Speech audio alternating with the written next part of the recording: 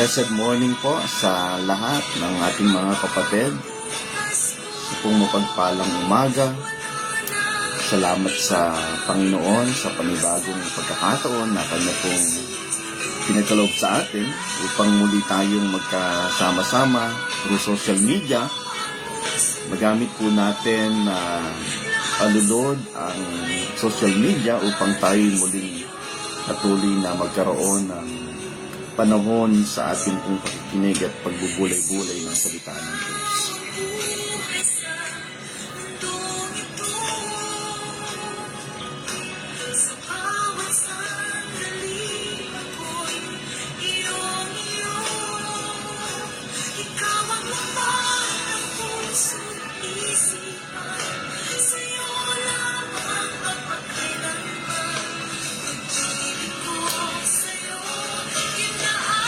Sa pumapagpalang umaga sa ating mga kapatid na kung saan ay minsan pa ating makakasama. Binabati po natin sina Nanay Penny dyan sa lugar po ng Manteca, California. Isang mapagpalang araw sa inyong lahat dyan, kina Nanay Vicky, kina Ate Emily Quinto, ganun din kina Ate Sylvia dyan sa lugar po ng San Leonardo, Nueva Ecija. Sa pong mapagpalang umaga sa inyong lahat.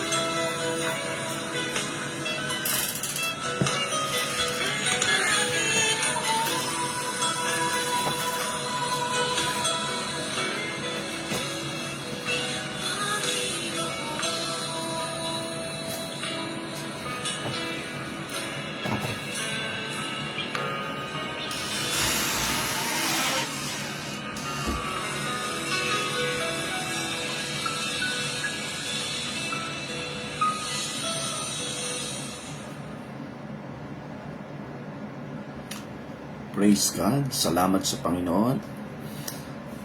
Salamat sa panibagong pagkakataon na Kanya pong pinagkaloob. Kumusta na po kayong lahat? Saan man dako lugar kayo naroon? Ano man ang inyong mga pinagkakaabalahan? Maging doon sa ating mga kapatid na nasa iba't ibang panig ng daigdig. Binabati natin sila na isang mapagpalang araw. Salamat sa Diyos sapagkat muli tayo po ay mayroong panahon na kung saan ay makapaglaan po tayo ng oras sa ating pong patuloy na pagbubulay-bulay ng salita ng Diyos. Isang mapagpalang umaga kina Brother Arthur Anasindia sa lugar po ng Cagayan, Blessed morning maging doon sa ating mga kapatid na ngayon pa lamang ay patuloy na nagsisipag-inat-inat at simulan natin ang araw sa ating pong patuloy na pakikinig ng salita ng Diyos. Okay.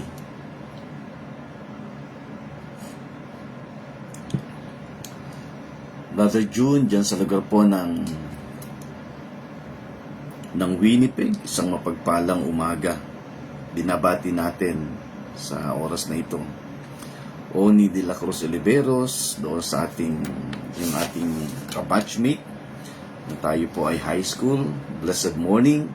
At syempre ang aking may bahay, Sir Joe, isang mapagpalang umaga. Terleti Katigbak, still watching. So ngayon pong umaga, tayo po ay patuloy na dadako sa ating pong pagbubulay-bulay ng salita ng Diyos. I hope na maayos po ang dating ng ating audio. At salamat sa Panginoon sapagkat halos kahihinto lang tila ng ulan dito sa aming lugar.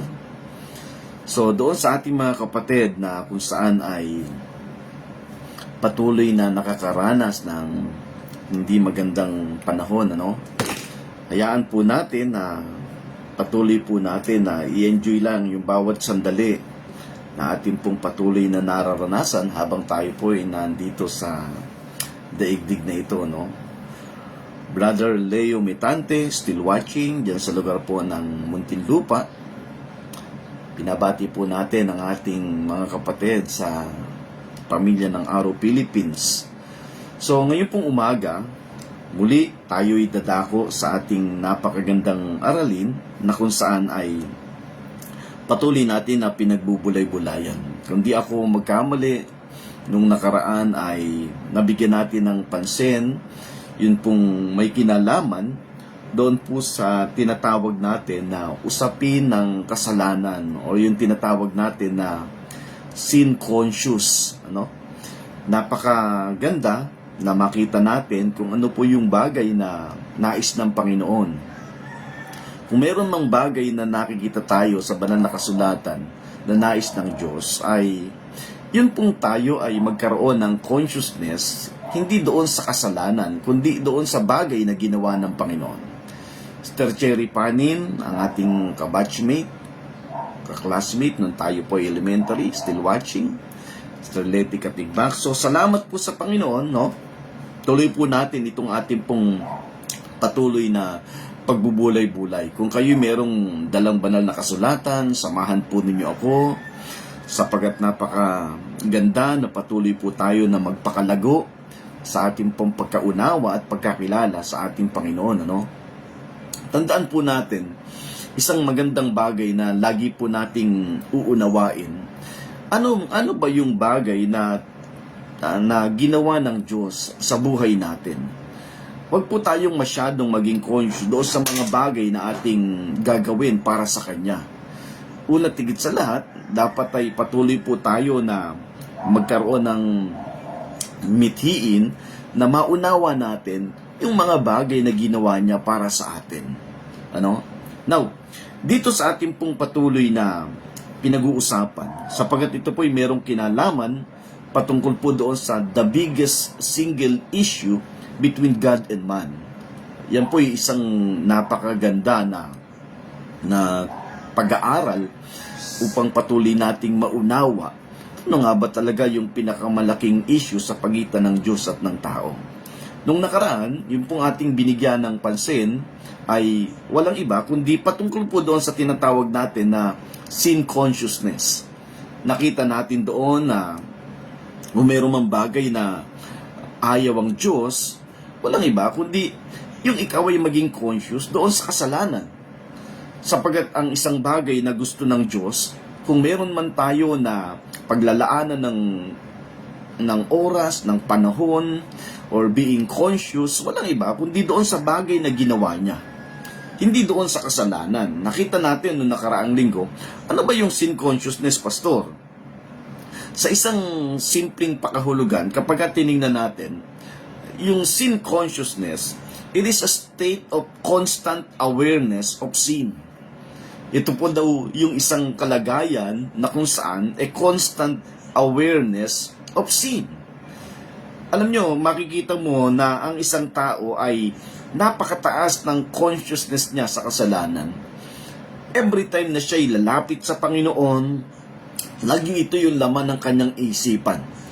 Lagi niyang binibigyan ng pagkakataon na ang kanyang sarili, ang kanyang kaisipan ay suriin yung sarili niya bago siya lumapit sa Panginoon.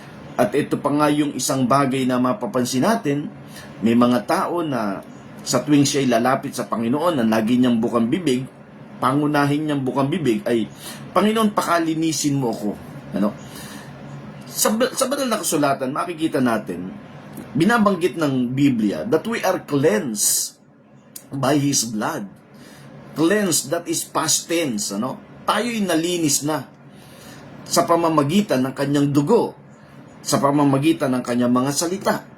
So, kung meron mang may kakayanan para linisin tayo, walang iba kundi ang Diyos. At yun ay ginawa niya sa pamamagitan ng kanyang dugo na patuloy na ipinaranas yung kapangyarihan nito sa buhay natin. Ano? And that is enough. Kaya nga, napakaganda na Every time na lalapit ka sa Panginoon, sabi ng aklat ng Hebrew chapter 4 verse 12, Hebrew chapter 4 verse 16, let us come boldly unto the throne of grace with confidence. So yun ang isang bagay na gusto ng Diyos. Every time na lalapit tayo sa trono ng kanyang biyaya, kinakailangan meron tayong confidence. Now, paano mo masasabi na meron kang confidence every time na lalapit ka sa Panginoon, yung bukang bibig mo, walang iba kundi yung paghingi mo ng tawad sa Kanya. Hindi natin binabaliwala yung mga bagay na yan sapagkat baka akala ng marami ma-misinterpret nila na against tayo doon sa sinasabi natin na paghingi ng tawad. We are not against doon sa paghingi mo ng tawad sa Panginoon. Ba't ang sinasabi natin ay ganito? Kung lalapit ka sa Panginoon, na lagi mo na lang bukang bibig ay ang paghingi ng tawad sa lahat ng iyong mga naging kasalanan, tandaan po natin, minsan lang tayo nilinis ng Diyos at yun ay sapat na. Sapagkat minsan lang inihandog yung kanyang anak. And even in the book of Hebrew, makikita natin ang sinasabi doon, I will remember your sin no more. Hindi niya na muli pang aalalahanin pa. Kaya nga may nagtanong sa atin, sabi niya, pastor, ibig sabihin, mali pala. Yung paglalapit ka sa Panginoon, then they always ask forgiveness. Mali pala yon, pastor. Ang sabi ko sa kanya, hindi ko pwedeng sabihing mali.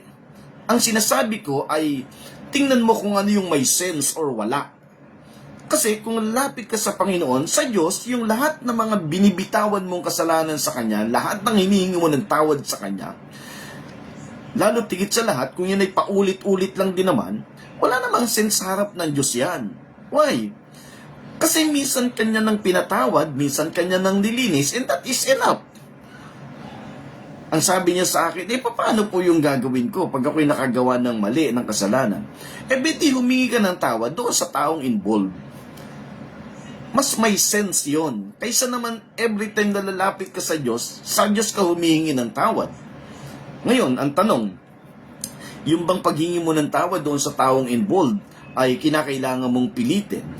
Hintayin mo yung tamang panahon. Kasi meron naman tamang panahon. Huwag mong pilitin. Ang religion or ang religious mindset, pinipilit niya or pinupush niya na yung isang tao kinakailangan humingi ng tawad sapagkat pagka hindi ka humingi ka ng tawad, kinakailangan magpatawad ka.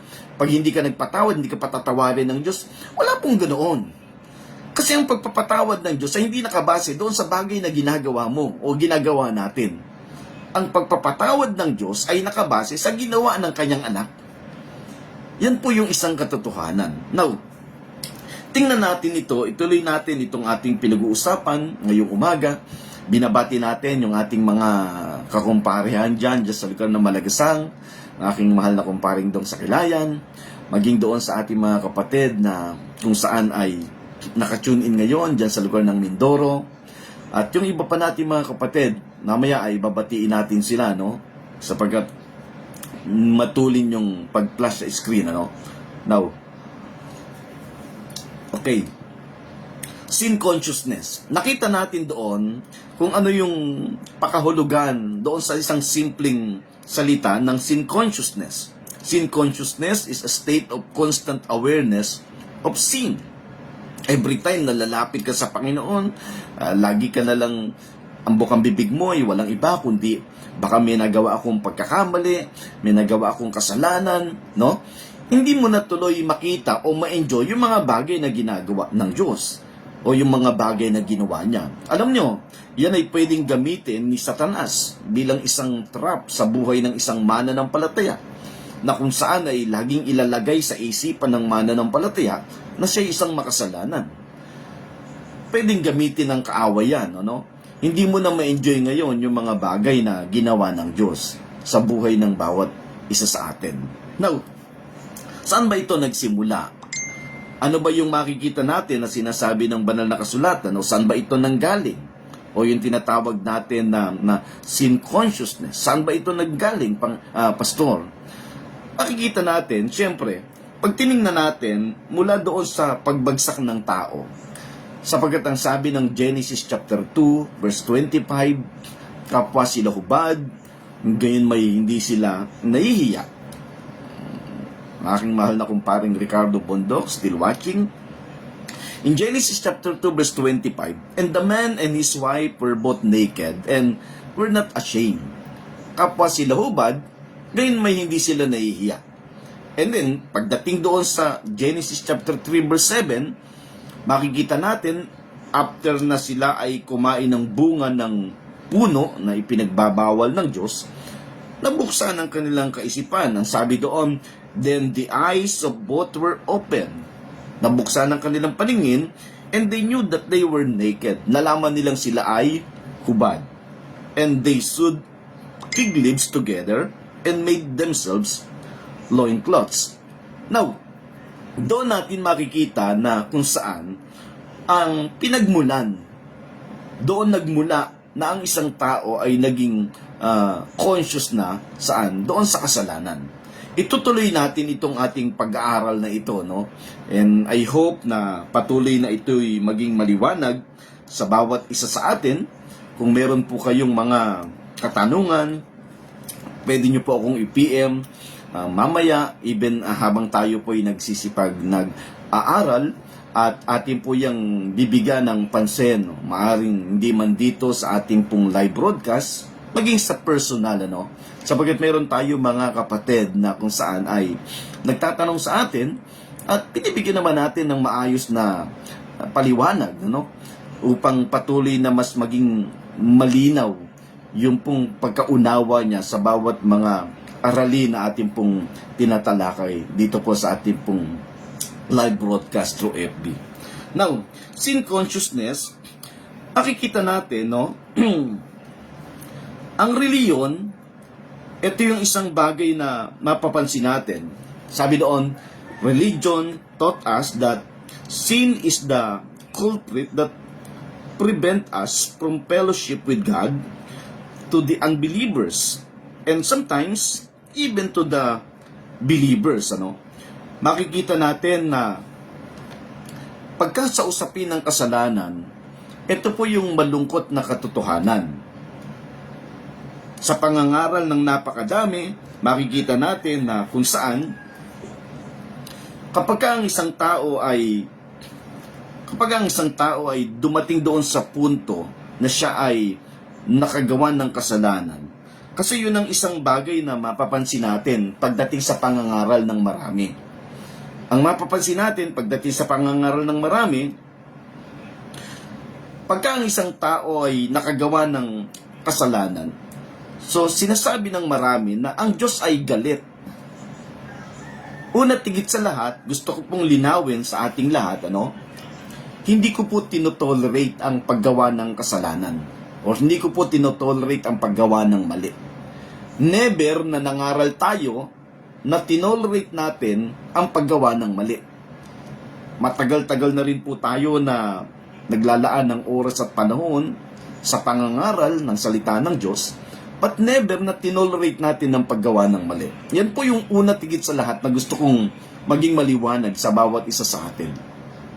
Sapagkat kapag hindi po natin na-establish sa isipan natin ang bagay na yan, sigurado ako na may misinterpret mo itong aking sinasabi. Kaya nga inuunahan na natin na sana maging maliwanag sa bawat isa sa atin. Never doon sa aking panahon na ako'y nangangaral ng salita ng Diyos na tinolerate ko ang paggawa ng mali o ang kasalanan. No. Kaya yan po yung dapat na maging maliwanag. Now, tandaan po natin, maraming mga tao na nangangaral, even through social media, maging sa bawat mga grupo na ating kinaaniban, ipinapangaral nila na kung saan ay ang kasalanan, ito yung isang bagay na kung saan ay nakumit ng tao, kaya ang tao ay nawala doon sa piling ng Diyos. And that is true. Yun naman ay katotohanan. Alam naman natin kung ano ang nangyari pagkatapos na ang isang tao ay lumabag doon sa bagay na iniuutos ng Diyos, then pinaalis sila ng Diyos. Saan? Doon sa Garden of Eden. Yan ang maliwanag na makikita natin sa banal na kasulatan. Now, imagine even believers, hindi sila exempted pagdating doon sa bagay na yon, ano? Ang sinasabi natin ganito, sinasabi ng napakadami na religious mindset sa kanilang pangangaral, ang kasalanan, kung ito'y sa simula pa lang, ito yung naging dahilan kung bakit ang isang tao na nilikha ng Diyos ay pinalayas doon sa piling niya through the Garden of Eden. Even up to now, yung pangangaral na yon, minsan, even ang mananampalataya, dumadating doon sa point na kung saan ay hindi talaga siya exempted na once na siya'y nakagawa ng mali, siya'y dadating doon sa punto na mapapalayo sa Panginoon. Kita niyo po itong bagay na ito na magpahanggang ngayon ay pinag-aawayan or hindi naman totally pinag-aawayan kundi pinagdedebatihan ng maraming mga mangangaral, ng maraming grupo. Anong ibig mong sabihin, Pastor? Diyan lang naman nagsisimula yan. Sinasabi ng marami na kapag ka ikaw ay dumating sa point na nakagawa ka ng mali o nakagawa ka ng kasalanan, yung kaligtasan mo'y mawawala. So meaning to say, ikaw ay mawawala doon sa piling ng Diyos. Kasi syempre, wala yung kaligtasan mo. Yun namang isa, sinasabi niya na ito'y mananatili. Ang kaligtasan mo'y mananatili. Whatever happen, ano man yung bagay na magawa mo, mananatili yung bagay na ginawa ng Diyos para sa iyo. Alam nyo, dyan lang po nagkakaroon ng pagtatalo-talo yung maraming grupo ng mananampalataya. Minsan, sabi nga natin, meron akong nakausap, sabi niya, isang kung titingnan natin, parang mas daig pa tayo nung mga, sa tingin lang natin mas daig pa tayo ng isang grupo na kung saan, iisa lang yung stand. Sa kanila, hindi pinagtatalunan yan. Kasi bakit? Sa kanila, o minsan, sa mga kulto na grupo, ang stand nila is lang. Pag sumapi ka sa kanila, ligtas ka. Hindi nila pinag-uusapan dito yung paggawa mo ng mali, paggawa mo ng kasalanan. Basta't ang pinaka-stand nila ganito. Pag sumapi ka sa kanila, ligtas ka. That's it. Pero dito sa atin, mananampalataya ka, ang pinag-uusapan naman dito ay walang iba kundi pag nakagawa ka ng kasalanan, at pag hindi ka nakagawa ng kasalanan, yung kaligtasan mo'y pwedeng mawala, yung kaligtasan mo'y pwedeng manatili. Andyan ang pinaka-discussion nila. Pero sa ibang grupo, hindi pinag-uusapan yon. Ang pinag-uusapan, simple lang. Kung ikaw ay pumasok sa kanila at umanib sa kanila, ligtas ka. Ano? Now, dito sa ating pinag-uusapan, tinitingnan natin na yung religious mindset, meron silang pangangaral na kapag sila'y yes, naniniwala tayo na nang ang tao ay dumating doon sa punto na lumabag sa pinag-uutos ng Diyos, then napalaya sila sa piling ng Panginoon. And then, ang malungkot na katotohanan, even magpahanggang ngayon, yung ganoong klase ng kaisipan ay nananatili pa rin sa maraming mangangaral. Why? Kasi pinapangaral ng napakadami na once na ikaw ay dumating doon sa punto na nakapag-commit ka ng kasalanan, then ikaw ay mapapalayo din sa piling ng Panginoon. At ito pa yung mabigat. Yung pinaka-point ng ating pinag-uusapan. Sinasabi ng marami na once na ikaw ay nakagawa ng kasalanan, ang Diyos ay galit sa iyo. Alam nyo, yan ang isa sa pinaka-napakatinding mensahe na kung saan ay pinagpukusan ng napakadaming mananampalataya. Kung ating pong pag-aaralan ng history, makikita natin na kung saan merong isang panahon sa kasaysayan yung sinasabi nila na Great Awakening. Ano ba yung Great Awakening, Pastor? Alam nyo, yung Great Awakening, pagka tinignan natin, that is a period of time sa panahon na kung saan ay dumaan sa kasaysayan, lalo na sa mga mananampalataya. I think mga 1700, umiral yan. Dumating doon sa point na tinawag nilang Great Awakening. At ang pinakasikat na mga ngaral dyan, yung sinasabi nila na Great Awakening ay walang iba kundi si Jonathan Edwards. Si Jonathan Edwards, pagka tinignan natin, one of the great sermon na binitawan niya ay walang iba kundi ang sabi doon, sinners in the hand of angry God.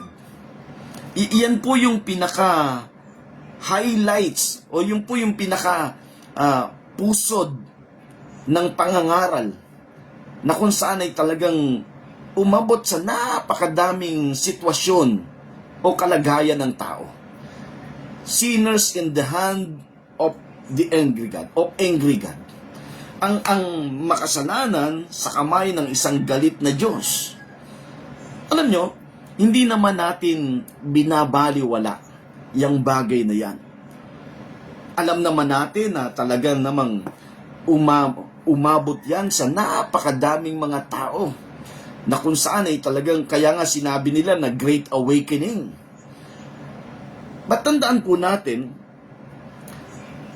ang binibigyan ng emphasize pagdating po doon sa ganoong klase ng pangangaral, walang iba kundi yung galit ng Diyos.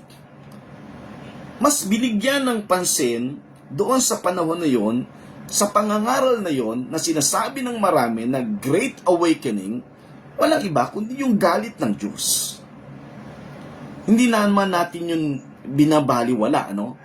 But in our times, kung meron man tayo na dapat ay pagtuunan, mas bigyan ng pansin, gusto kong sabihin sa bawat isa sa atin, na huwag tayong magtuon o magbigay ng mas mataas na pagpansin doon sa galit ng Diyos.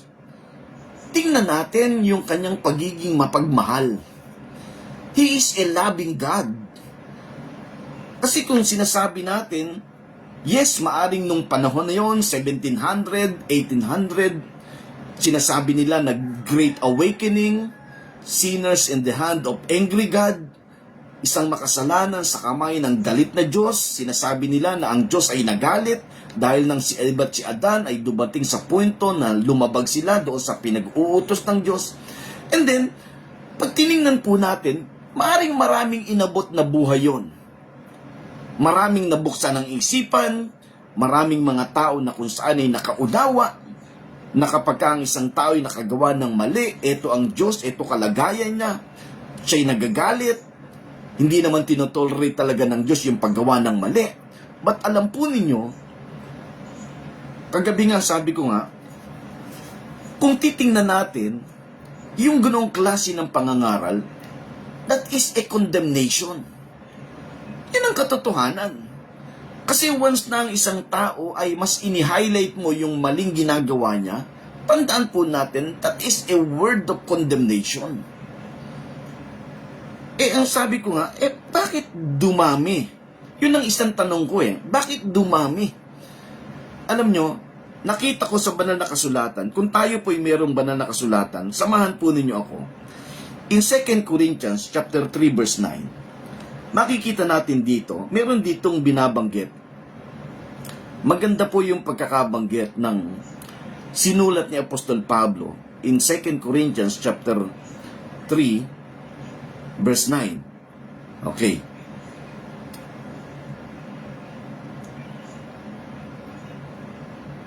Medyo matagal lang mag-open itong aking. Binabati natin yung ating mga kapatid, Sterling Pasaulog, Malabanan, yan pong aking mga ka-batchmate, Sister Grace de los Santos, still watching. Di ko alam kung nasa Isabela ka ba ngayon or naandito sa Cavite. So 2 Corinthians chapter 3 verse 9. Tingnan niyo po yung pagkakabanggit dito ni Apostol Pablo. Sabi dito, for if the ministration of condemnation be glory, for if the ministry of condemnation be glory, much more that the minister of righteousness exceed in glory. So makikita natin dito na merong ministry of condemnation. If the ministry of condemnation, there is glory. Much more glory yung daladala ng ministry of righteousness. Ito yung sinasabi natin. Kung maaring sabihin natin na kasi ang nakakalungkot sa pangangaral na umiiral ngayon, even magpahangga ngayon, bibihira yung mangangaral na narinigan ko na kung saan hindi niya binibigyan ng emphasize yung kasalanan. Minsan meron pa nga akong narinig kapag ka ikaw ay mangangaral na hindi mo binigyan ng emphasize ang bigat ng kasalanan, delikado yan. That is a demonic preaching. Pag tiningnan po natin sa banal na kasulatan, never in the history na makikita natin na si Jesus sa kanyang pangangaral in public, nangaral siya patungkol sa kasalanan. Yan po yung totoo. Wala kang mababasa sa banal na kasulatan na kung saan si Jesus in public ministry niya, nangaral siya na mayroong kinalaman patungkol sa kasalanan. Pero hindi natin sinasabi na, kagaya nga ng binabanggit ko sa inyo, hindi ko binabaliwala.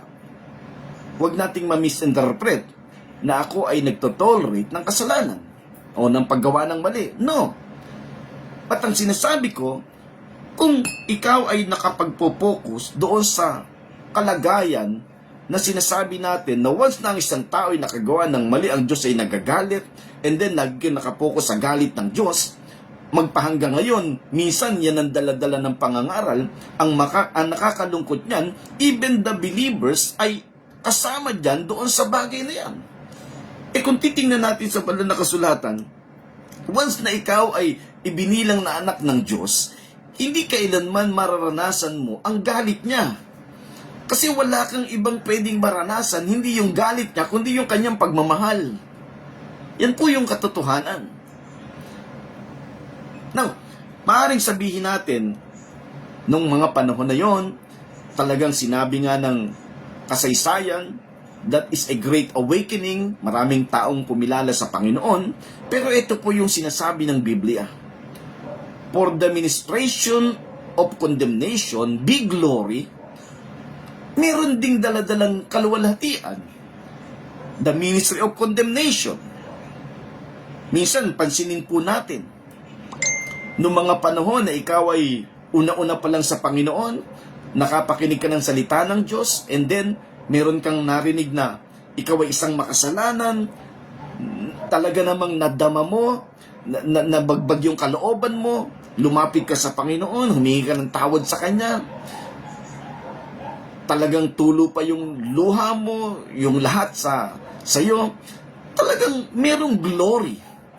But ang sinasabi ng banal na kasulatan, much more, mas higit na kaluwalhatian ang daladala ng ministry of righteousness. The minister of righteousness or the ministration of righteousness exceed in glory. Mas mataas ang kaluwalhatian na daladala ng ministry of righteousness. So, ibig sabihin, instead na tayo ay mag-focus saan? Doon sa galit ng Diyos, doon sa pagiging makasalanan, mag-focus tayo saan? Doon sa magandang bagay na katangian ng Diyos. Doon sa kanyang pag-ibig at pagmamahal. So, doon tayo mag-focus. Now, is it true that God was angry in Adam because of disobey? Ito yung magandang katanungan na dapat ay mabigyan ng kasagutan. Totoo ba na talagang nagalit ang Diyos doon sa pagsuway ni Adan? Bago natin makita yung bagay na yan, tingnan muna natin yung bagay na iniutos ng Diyos. Kasi ang iniutos ng Diyos sa kanila ay huwag mong kakainin ng bunga ng puno. Doon yung kanyang ipinagbabawal. Tingnan muna natin ang bagay na yun. Now, when Adam ate from the wrong tree, God expelled them from the garden. Kasi nung kinain nila yung bunga ng puno, doon sila napaalis. Yun naman ang maliwanag na sinasabi ng banal na kasulatan. So magandang makita muna natin ano ba yung bunga ng puno na kinain nila. Yun ang dapat na tingnan muna natin. What exactly is the tree of knowledge of good and evil? Kasi yun ang sinasabi ng aklat ng Genesis, the tree of knowledge of good and evil. Bakit nung kinain nila itong bagay na ito, sinasabi ng marami na that is the offense of Adam. Hindi ba kinain nila yung bunga ng puno? And then pagkatapos nilang kainin, sila'y napalayas doon sa piling ng Panginoon. Ano ba itong bagay na kinain nila? Maliwanag naman yung sinasabi ng Bible, the tree of the knowledge of good and evil. Ngayon, pag tinignan natin, mula nang ang tao'y kumain doon sa bunga ng puno na ipinagbabawal ng Diyos, the tree of knowledge of good and evil, ano ba itong puno na ito, Pastor? That is a tree of conscience. Kasi nung kinain nila ito, anong sabi doon? Then the eyes of both were open and they knew that they were naked. Pagkatapos na kainin nila yung bunga ng puno, then nabuksan ang kanilang kaisipan, nabuksan ang kanilang paningin. At doon natin makikita na pagkatapos na kumain ng tao ng bunga ng puno na ipinagbabawal ng Diyos, every decision na gagawin ng tao, pag tinignan natin, every decision na gagawin ng tao o ni Adan, ng unang tao na nilikha ng Diyos, mabuti man o masama, ito'y nagmumula saan? Ito'y nagmumula sa kanyang conscience. Even ngayon, even magpahanggang ngayon, mabuti man o masama, nagagawin ng isang tao sa larangan ng kanyang pagdidesisyon, tandaan po natin, ito ay nagmumula saan? Sa ating conscience. Why? Kasi ito yung bagay na nakuha natin. O yung sinasabi na the inherit from Adam. Yun ang isang bagay na nakuha natin sa kanya. Mula nung ang tao'y kumain ng bunga ng puno na ipinagbabawal ng Diyos, then nabuksan ang kanilang paningin, at doon na nagsimula na kung saan lahat ng bagay na gagawin nila. Kaya ang tao, yung sinabi natin nung nakaraan, yung sin consciousness, kasi dyan nagsimula yan. Dyan siya nanggaling. Diyan nanggaling na kung saan ang tao'y bumagsak nung kumain ng bunga ng puno na ipinagbabawal ng Diyos. That is a tree of conscience. The tree of conscience na kung saan dito nagmula na lahat pagkatapos na sila kumain, lahat ng gagawin nila, mabuti man o masama, ay dito nakabase. Dito nakabase. Now, ang tanong natin, bakit ito offense sa Diyos? Why is it an offense to God? Yung kainin nila ang bunga ng puno. Bakit? Tingnan niyo po, no?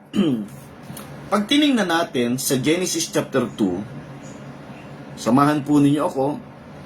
Salamat sa Panginoon doon sa ating mga kapatid. Roberto Panlaque, still watching. Si Michelle Diego. Sa verse 17, okay, binabati natin si Consihal Mark Herrera, yung aking pinsan, still watching. So, in Genesis chapter 2 verse 17, ang sabi po dito sa verse 17, but of the tree of the knowledge of good and evil, thou shalt not eat of it, for in the day that thou eatest thereof, thou shalt surely die. Okay.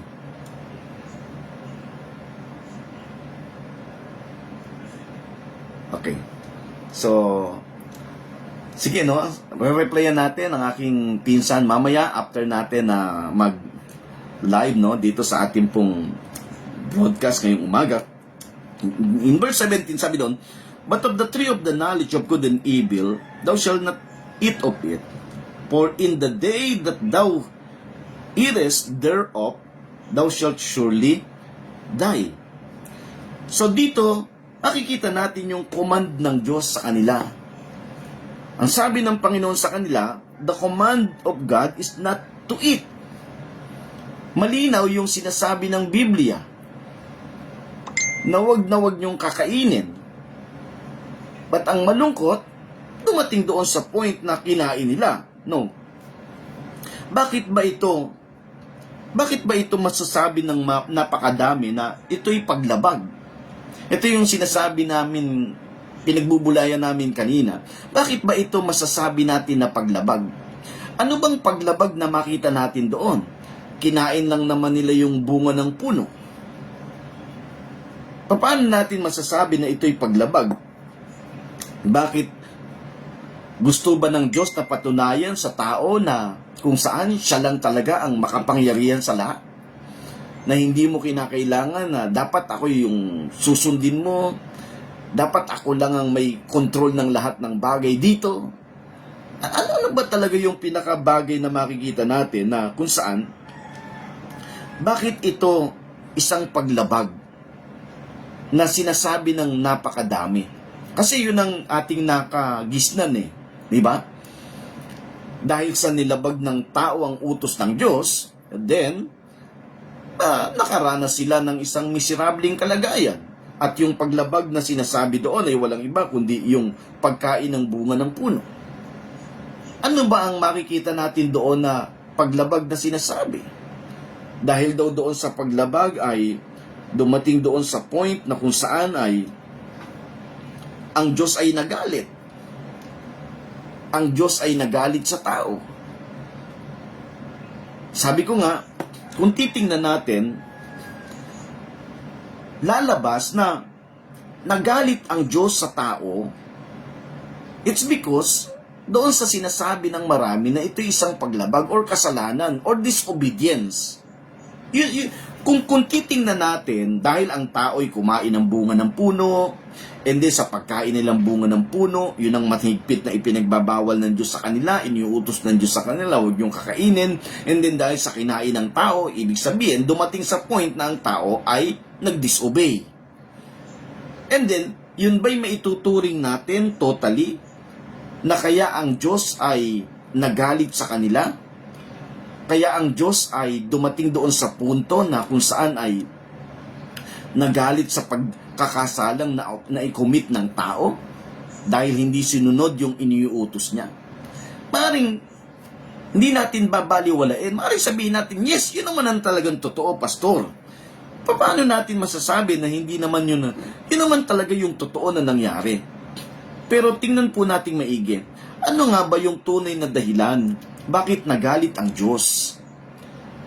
Kung dahil lang sa pagkain ng bunga ng puno na ipinagbabawal ng Diyos, kung yun lang ang pinakamagiging dahilan, yun ba'y isang napakalaking, is it a big deal sa Kanya? Kasi kinain mo hindi ko pinapakain, pero kinain mo, pinilit mo Is it a big deal sa Diyos? Na dahil doon ay nakaranas ngayon ng isang napaka-miserableng sitwasyon ng isang tao. Na kung saan ay nabuo sa isipan ng marami na dahil sa pag-disobey ni Adam, then nagalit ang Diyos sa kanila.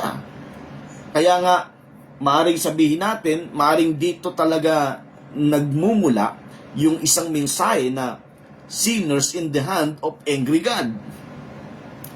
Galit ang Diyos sa isang makasalanan. Ang malungkot na katotohanan, may mga pagkakataon na even ang mananampalataya, kapag ka nakapag-commit ng kasalanan, subject pa rin siya doon sa galit ng Diyos. Yan ang sinasabi natin. Uulitin po natin, hindi po natin tinotolerate ang kasalanan. At ang gusto kong makita natin ngayong umaga, kung meron man po tayong isang bagay na dapat nating maunawa, isang dahilan kung bakit ang Diyos ay nagalit, hindi dahil sa ang tao ay dumating sa punto na sila ay sumuway. Hindi dahil sa na ang punto na ang tao ay hindi nila pinakinggan ng Diyos. Kung meron man tayong isang bagay na makikita, ang pinakamabigat na dahilan kung bakit nagalit ang Diyos, it's because yung kasalanan o yung kamatayan ay nakapasok. Uulitin ko po yung verse 17 ng Genesis chapter 2. Tingnan nyo pong maigi. In Genesis chapter 2, verse 17, tingnan po natin. Ito yung sinasabi, no? Sabi dito, but of the tree of the knowledge of good and evil, thou shalt not eat of it. Wag na wag ninyo itong kakainin. For in the day that thou eatest thereof, thou shalt surely die. Once na ito ay kinain nyo, kayo'y mamamatay. Pag tinignan natin, sabi dito, this is the one and only reason why God was angry. He was mad and furious because death entered into the world. Alam nyo, yun ang pinakamabigat. Yan ang pinakamalalim na dahilan bakit nagalit ang Diyos. Bakit dumating doon sa point na kung saan He was mad? Why? Kasi nakapasok ang kamatayan. Kung meron mang isang bagay na ayaw ng Diyos, or alam natin na sa banal na kasulatan, hindi dinisenyo ng Diyos sa buhay ng isang tao ang kamatayan. Because God is life. Ang Diyos ay buhay. Walang kamatayan sa Kanya. But because of the ignorance of Adam resulted in the entrance of death. Yung kanyang pagiging ignorance, ang naging resulta nito ay walang iba kundi kamatayan. At yun po yung isang pinakamalungkot. Pag tinignan natin, the man made in his very own image is now toiling and would eventually die in the end.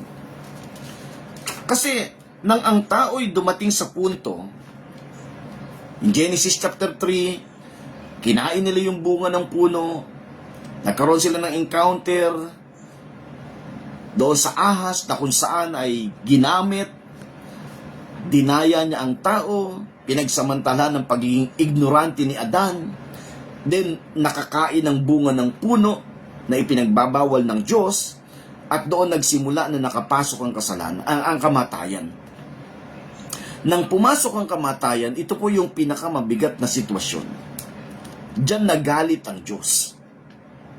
Maaaring sabihin ng marami, hindi pastor, malinaw yung sinasabi ng Bible, the reason why God was angry, it's because of sin. Gusto ko po kayong bigyan ng isang maikling halimbawa, isang kwento. Isang halimbawa, yung isang tatay, sinabihan niya yung kanyang anak, anak, wag kang tatawid. Wag kang tatawid sa kalsada, wag kang maglalakad na mag-isa, wag kang tatawid dyan. Kasi kapag ka tumuwid ka, ganito mangyayari sa'yo. And then dahil yung isang bata ay hindi sumunod doon sa paalaala ng kanyang tatay, minsan siya'y naglakad at tumawid, merong isang humaharurot na sasakyan at siya'y nadali. Nung madali yung bata, then bumagsak, siya'y sugatan. So ano sa tingin nyo? Yes, merong reaksyon ng tatay. Magagalit ba ang tatay doon sa anak niya? Yan ba yung unang reaksyon na gagawin niya? Hindi ba ang unang reaksyon na gagawin niya ay tutulungan niya yung kanyang anak at dadalhin niya sa ospital? Bibigyan ng paunang lunas? Kaya siya nagalit kasi sinasabi niya sa anak niya, ganito mangyayari. Hindi ka sumunod. Pero hindi nangangahulugan yung galit niya nandoon sa anak niya. Galit siya kasi yung anak niya hindi sumunod at ganito nangyari sa kanyang anak. Parang ganoon ang sitwasyon. Nang pinaalalahanan ng Diyos ang tao na kung saan mamamatay ka, then dumating doon sa point na kumain ng tao, then nakapasok yung kamatayan. At yun ang napakabigat na reason kung bakit ang Diyos ay nagalit. Kasi alam po ninyo, hindi natin makikita sa banal na kasulatan na dinisenyo ng Diyos ang kamatayan sa buhay ng isang tao. Now, yan po yung isang bagay na gusto kong makita natin ngayong umaga. Sa mga susunod na ating pong aralin ay patuloy nating tataluntunin. Ulitin ko po, no? Ito pong ating pinag-uusapan ay may kinalaman patungkol po doon sa the biggest single issue between God and man. Huwag po nating bigyan kaagad ng konklusyon yung pong ating pinag-aaralan sapagkat tinitingnan po natin, iniisa-isa po natin hanggang sa maabot po natin yung pinakalundo nito. Dito sa ating tiningnan, nang nakapasok ang kamatayan, then hindi naman kaagad totally namatay ang tao. Yung sinasabi ng marami na dumating doon sa point na they became spiritually dead. No. Hindi naman namamatay ang spiritu, tandaan po natin. Sabi nga natin, even yung masamang espiritu, masama na nga hanggang ngayon buhay pa. Ang sinasabi natin, makikita natin yung tao na nilikha ng Diyos in His own image. Kasi nilikha tayo ng Diyos, sabi doon, let us make man in our own image and likeness. Yung tao na nilikha ng Diyos na image of God, likeness of God, dahil nakapasok ang kamatayan, then they toil. Nagpagal ang tao at yung pagpapagal na yon, yan po yung maghahatid sa kanya saan doon sa kamatayan. Kaya ang tao, kapag siya'y dumating sa punto na hindi talaga siya nagkaroon ng personal na relasyon sa Diyos or hindi siya nakakilala sa Panginoon, then they toil all the days of his life. Yan ang totoo. Magpapatuloy at magpapatuloy ang kanyang pagpapagal hanggang sa dumating siya doon sa dulo, ang dulo nito'y kamatayan. But thanks God, sapagkat nang dumating si Jesus, isang bagay ang kanyang paalaala. Lahat ng mga nangapapagal ay lumapit sa akin at bibigyan ko kayo ng kapahingahan. Yan ang sinasabi ko. Wala tayong verses na mababasa. Nang dumating si Jesus, pinapalapit niya ang tao at bibigyan niya ito ng kapatawaran. Why?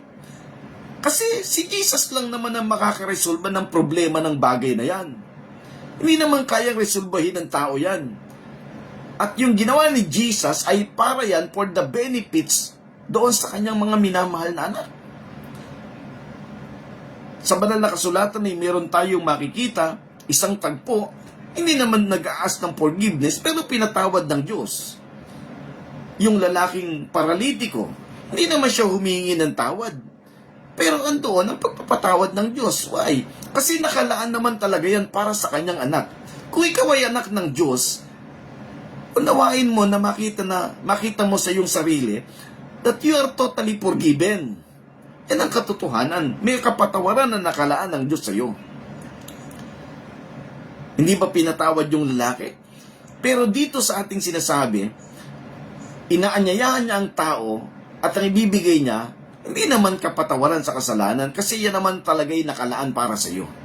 Ang ilalaan niya sa iyo ay walang iba kundi kapahingahan. Come unto me and I will give you rest. Bibigyan ko kayo ng kapahingahan. Kasi bakit ang pinakamalaking problema ng tao ay kapagalan? And that is toiling. Kaya nga sabi natin, yung tao na nilikha ng Diyos, the man made in His very own image, is now toiling. It would eventually die in the end. Sa kanyang pagpapagal, walang tigil na pagpapagal, ang dulo nito ay walang iba kundi kamatayan. Salamat po sa Panginoon ngayong umaga, and I hope na ito'y patuloy po nating unawain dito po sa ating patuloy na pag-aaral ng salita ng Diyos. Salamat sa ating mga kapatid na ating pong nakasama sa iba't ibang panig ng daigdig, doon sa ating mga kapatid dyan sa lugar ng Mindoro, still watching, si Pastor Reynold. Binabati natin si Winfred Botante, and then ganun din yung ating mga kapatid. Sabi dito, good morning Pastor, sa boy ni Mr. Michelle Diego, sa pong mapagpalang umaga. So, patuloy po natin itong pagbubulay-bulayan hanggang sa mga susunod na mga araw. Samahan po ninyo ako, no? Lagi po tayong magkaroon ng kapanabigan sa ating mga puso. Patuloy nating taluntunin kung ano nga ba talaga ang pinakamalaking issue sa pagitan ng Diyos at ng tao. And I hope na dito po sa ating mga tinalakay ngayong umaga ay patuloy po natin na unawa. So, kung meron mang dapat tayo na maging consciousness, ulit-ulitin po natin, lagi tayo maging conscious saan? Sa bagay na ginawa ng Panginoon. Salamat po sa inyong lahat. At kung kayo po'y merong panahon sa social media, kayo po ay nag-YouTube, pwede na po natin na mapanood yung pong ating mga nakaraan na mga pag-broadcast doon sa YouTube channel ng inyong lingkod at Pastor Manuel Herrera at Pastor Manuel M. Herrera. Yan po yung ating YouTube channel. Salamat sa inyong lahat na aking pong nakasama doon sa ating mga kapatid na nasa iba't ibang panig ng daigdig. Binabati natin yung mga nasa Winnipeg, kina Brother June, patuloy na kalakasan ay maranasan mo, kapatid. Patuloy mong i-enjoy yung bawat sandali na ikakaloob ng Diyos sa atin.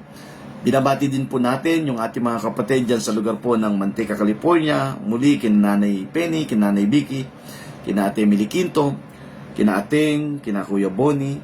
Ganon din, binabati natin yung ating mga kumpare dyan sa lugar ng New Zealand, paring Johnny, paring Angel, maging kay na Sister Jo at sa kanyang buong pamilya. Salamat po sa Panginoon at patuloy po tayong nilalagyan ng Diyos ng kauhawan at kagutuman. Sina Sister Letty, Katigbak, still watching, yung ating mga kapatid dyan sa lugar sa Araw, Philippines, sa panguna ng aming mahal na Brother Joel, Sister Coria Cinto.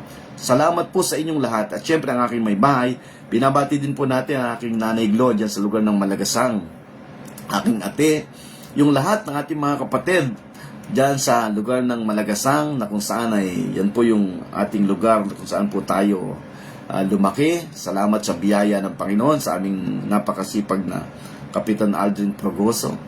So hanggang sa susunod po, tayo po ay magkasama-sama through social media. Ito po yung ating live broadcast through FB every Saturday 5:30 in the morning. Samahan po ninyo ako. At kung kayo po ay merong mga panahon, gusto nyo pong mabalikan yung ating pong mga nakalipas na pangangaral ng salita ng Diyos, instead na kung ano-ano yung pinapakinggan, pwede ka pong mag-tune in doon sa ating pong YouTube channel. Salamat po sa inyong lahat. Ito po ang inyong nakasama, Pastor Manuel Herrera. Hanggang sa susunod, i-enjoy po natin ang bawat sandali na inilalaan ng Panginoon sa bawat isa sa atin. Agyasmos to everyone. Enjoy our day.